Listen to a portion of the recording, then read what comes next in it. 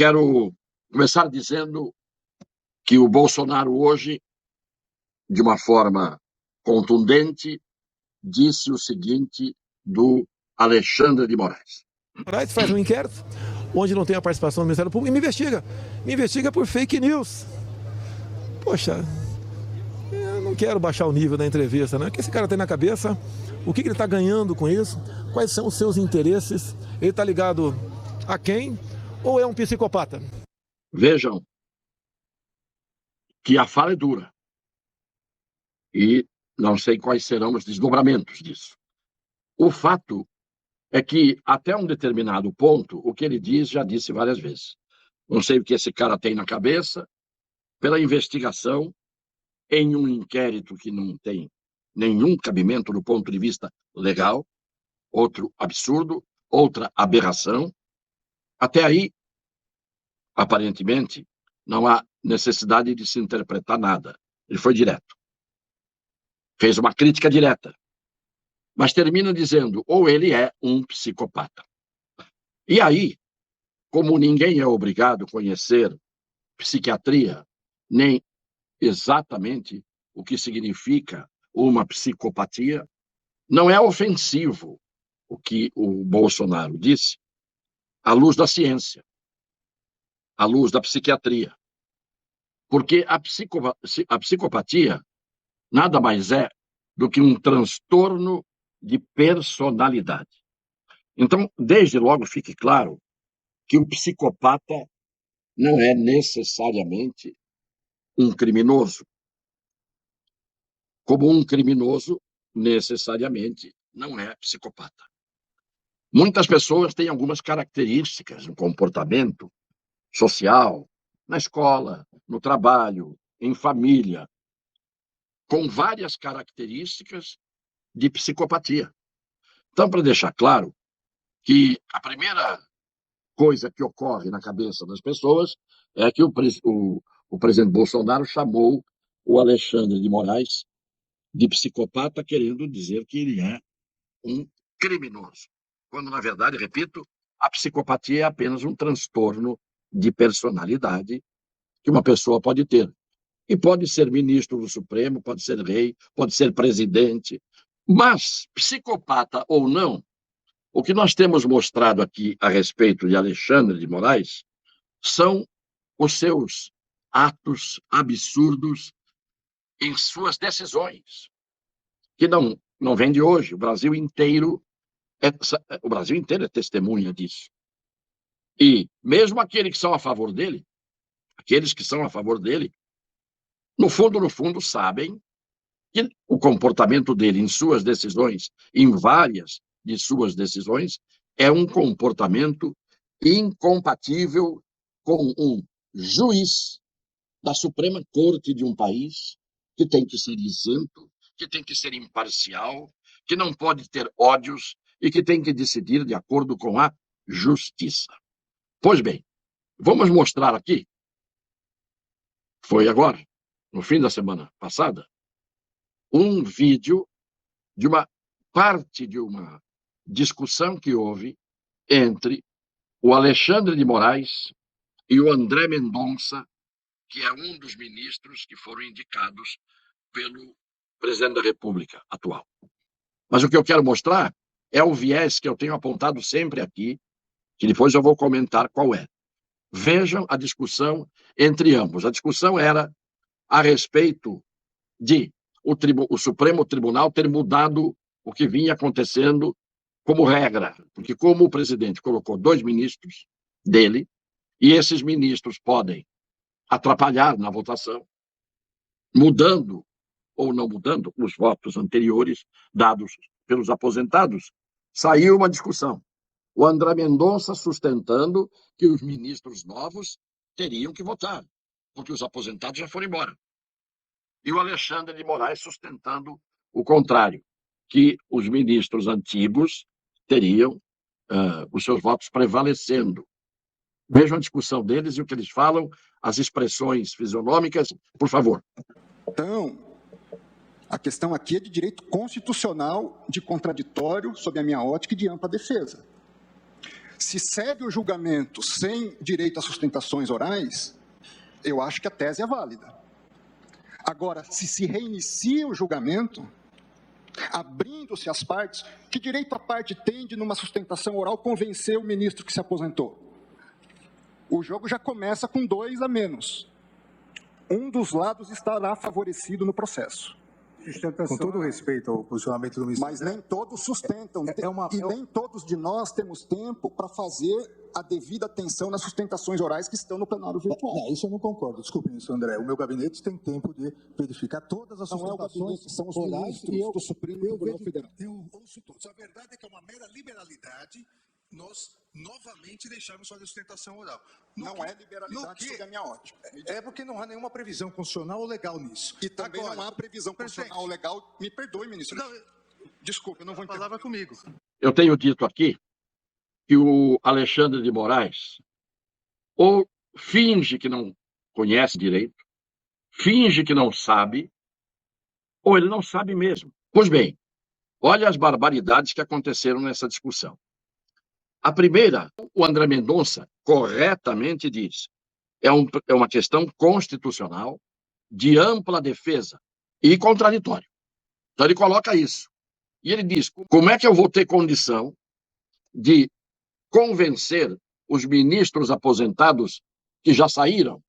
Então eu tenho que ter, no reinício do julgamento, o direito de haver a sustentação oral. Sim, para os novos ministros. O que diz o Alexandre de Moraes?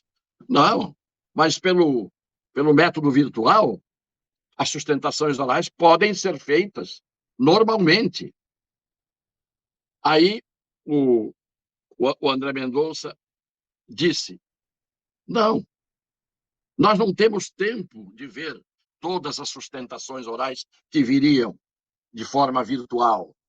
E aí vem o segundo absurdo, que mostra a confissão do Alexandre de Moraes, prestem bem atenção nisso, quando ele diz, o meu gabinete tem tempo de verificar todas as sustentações.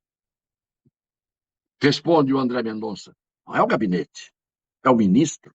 E confessando que quem decide no seu gabinete são as dezenas ou centenas de assessores, que normalmente são jovens formados em direito, estão lá assessorando. Ora, o que acontece no Brasil? O Supremo Tribunal Federal, que é o topo, que é o que decide sobre todos os outros. Quem é que vai verificar, quem é que vai fazer o voto, quem é que vai decidir no gabinete do Alexandre de Moraes? Os assessores. Isto é, a última instância, a última palavra não é dada por juízes mais graduados, são os assessores do ministro. Por isso que eles muitas vezes gaguejam quando estão lendo o voto deles, porque não são eles que escrevem.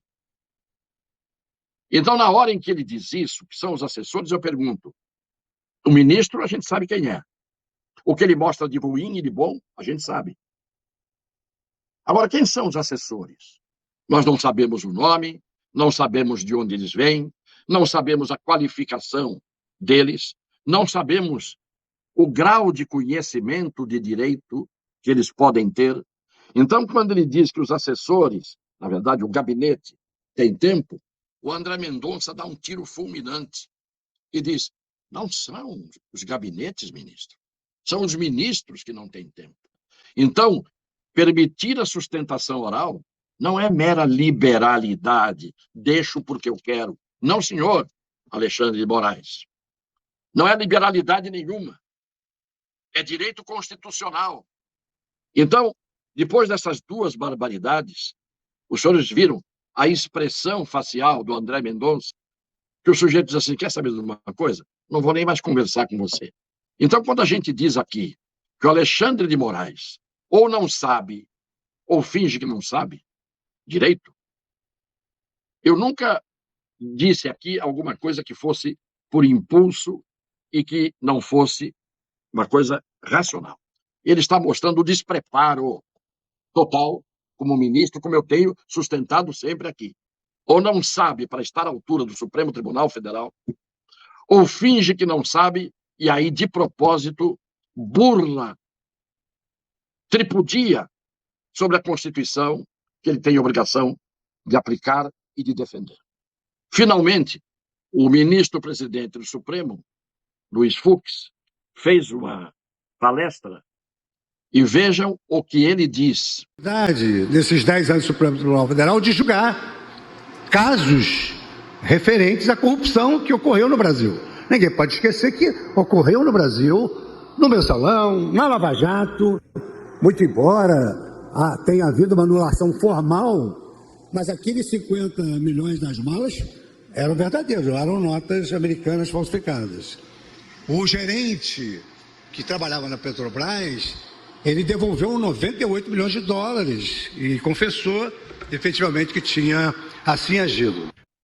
Todo mundo sabe da corrupção que nós temos no Brasil, temos tido no Brasil, principalmente envolvendo a Lava Jato, que foi a culminância a ponto de ser condenado o presidente da República de então, quando começou a Lava Jato, de ser condenado o ministro da Fazenda, Antônio Palocci, de ter sido condenado o sucessor do ministro da Fazenda, Palocci, que foi o Guido Mantega, de ter sido condenado o ministro do Planejamento, Paulo Bernardo, de ter sido condenado o tesoureiro do PT, Delúbio Soares, de ter sido condenado o outro tesoureiro que seguiu ao Delúbio Soares, que foi o Vacari, de ter sido condenado o José Dirceu, e tantos outros que nós sabemos.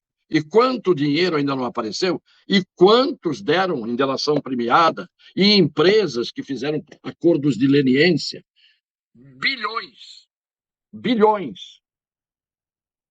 de corrupção. Aí o que diz o ministro-presidente do Supremo Tribunal Federal? Diz isso aqui. Ninguém pode esquecer da corrupção que todo mundo viu, muito embora tenha havido uma anulação formal dos processos. Sabe o que significa isso? As provas todas existiam. As condenações pelo juiz, pelo primeiro tribunal, na escala, pelo segundo tribunal, STJ, tudo isto, não há dúvida nenhuma que aconteceu. Embora tenha havido uma anulação formal, anulação de forma, não de mérito.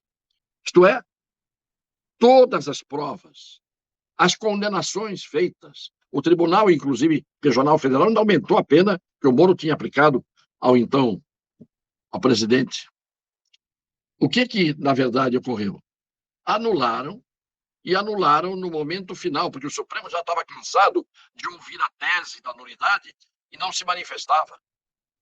Só que quando passou o tempo, dá a prescrição. A prescrição é a passagem do tempo excessivo que mata o processo. Não mata a condenação no mérito, não mata a prova produzida, não mata a condição de não ser inocente o réu. Mata, ainda mais condenado em primeira, segunda e terceira instância, como eles foram. E vejam que todos os nomes que eu dei era tudo de gente grande, né? Então, o ministro acabou dizendo agora, demorou tanto para dizer, mas disse. Palavra dele. Muito embora tenha havido uma anulação formal. Isto é, se o tempo não tivesse passado, o processo seria refeito, fosse em Brasília ou onde fosse, e o resultado, evidentemente, seria o mesmo, porque as provas eram as mesmas, as confissões eram as mesmas, as delações eram as mesmas. Só o que o Palocci disse, peguem no Google, vão ver. Só o que ele entregou, o todo-poderoso Palocci, acusando todo mundo, do presidente da República, e eram todos parceiros de vida. Então, é preciso que as pessoas, como diz o próprio ministro Fux, ninguém pode esquecer a corrupção do Mensalão, do Lava Jato, etc, etc. Mas como nós estamos no Brasil, os culpados são premiados. Agora, a gente não pode respeitar e achar bom que alguém finja que não enxerga, ou o que é pior, enxerga e faz questão de apagar da retina aquilo que está vendo para continuar sendo o cego, o pior dos cegos, que é aquele que não quer ver.